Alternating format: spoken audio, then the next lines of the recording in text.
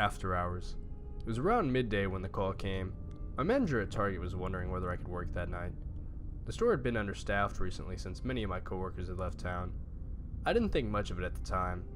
I didn't really have time to make friends in the retail business anyway. I do remember one guy though. What was his name again? I think it was Andrew. Yeah, that's it. Remember that he used to wear a striped red tie to work every day, even when it wasn't part of the dress code. Murky clouds had already filtered out the sun as I left home for work. I wasn't even halfway to work before the first water droplets began to fall.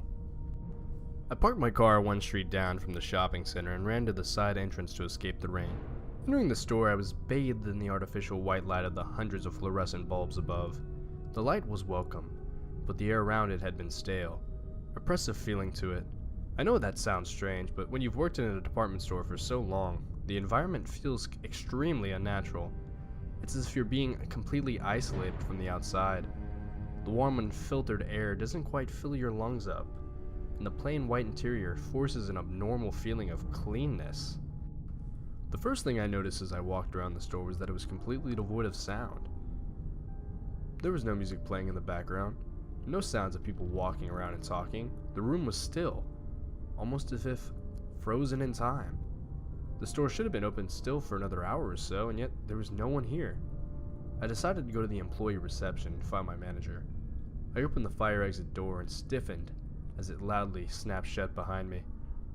The metallic clicking sound echoed in the silence. I climbed the stairs to the reception landing and looked around. No one here either. At this point, I wasn't necessarily scared, more uncomfortable and confused. Suddenly, a hand firmly grasped my shoulder and I leapt forward in surprise. Turning while backing off, I saw my manager looking at me with a questioning face, hand still suspended midair. I breathed a deep sigh of relief as she began to explain my duties for the night. As I walked back out into the main floor, I noticed that the store was alive again. Popular hit songs played in the background as people walked around, talking amongst themselves. I was genuinely shocked. Was I just imagining things before? I shrugged it off. Why should I care? Things are normal now. So I was carrying out my assignments, tidying shelves, helping customers, when the announcement for the closing of the store beamed out on the public announcement system. As usual, the customers made their way to the front of the store and left one by one, until there were only workers remaining. Following suit, my fellow employees also left the store, back to their homes. Unfortunately, my job was not yet done and I was still on the clock until dawn.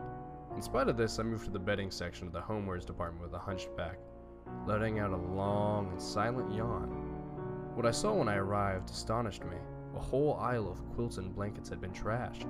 The packages were pulled from the shelves, item removed from the packaging and strewn haphazardly along the aisle. I groaned inwardly. Some pain in the ass customers had decided to examine all the quilts firsthand and left their mess for me to clean up. I began to pick up a few quilts when the light at the end of the aisle began to flicker rapidly. It was hypnotizing. It made the room in front of me appear as an old movie reel. Without warning, a black, deformed figure quickly lurched across the end of the aisle, beneath the flickering light. From about 15 meters. I'm not sure if what I saw was a fabrication of the dancing light or something supernatural. I've never believed in such a thing. It had to have been a joke, probably choreographed by the manager.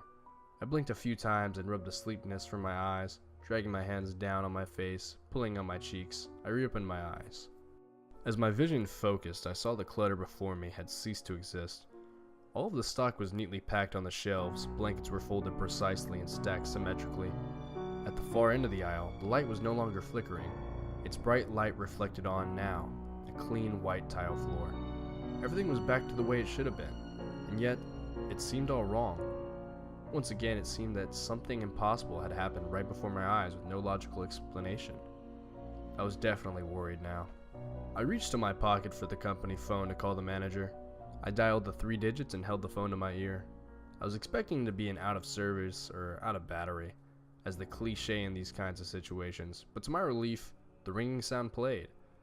But I could hear 2 ringing sounds, one through the phone and one from halfway up the store from the direction of the toys department. I recognized the second ringing as the specialized ringtone for the manager. I always hated the toy department. The shelves were far above eye height, reaching at least 2 shelves above my head. It was hard to find things in this area because it was always an overgrown hedge maze covered in children's toys.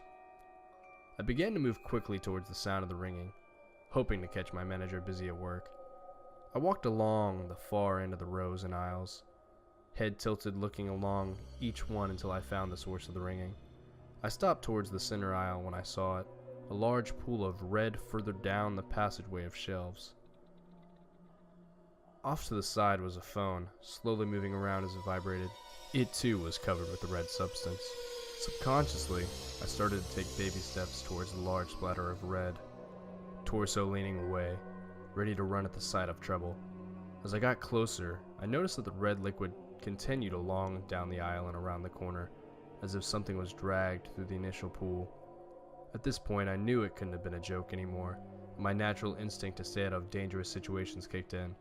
I turned back to leave, but now a towering shelf wall was blocking the exit that I'd just come in through. I hadn't noticed it until now, but the shelves that lined the aisle now reaching the ceiling, making it impossible to climb over. This is impossible. What's going on? I looked back to the gory scene in the aisle to find that it was no longer there. It was as if there was no spill in the first place, and the manager's phone was nowhere to be seen. I was frozen to the spot. I didn't know what to do. I willed my body to move. I told myself that at the first sight of trouble, I was going to run straight for the fire exit and leave. I started to briskly walk out of the toy department and down the main walkway towards the front of the store. That was when the lights started to flicker. Every light in the entire store began to flicker on and off. Not like the last time where it flickered quickly, this time it flickered slowly and randomly. But what I saw in between the lights began on and off scared me more than I had been in my entire life.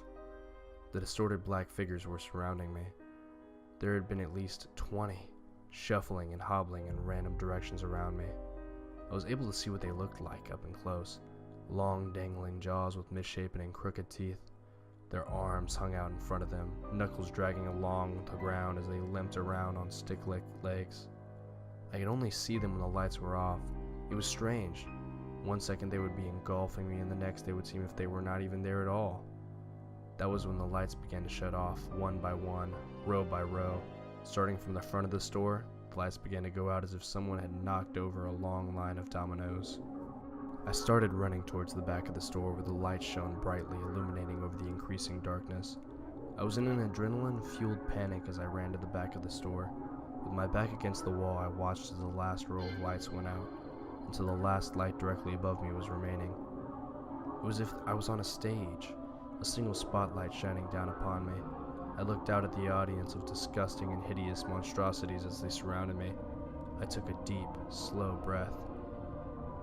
And then I recognized, as I saw the closest one wearing an old and torn yet visible striped red tie, the light above me clicked off.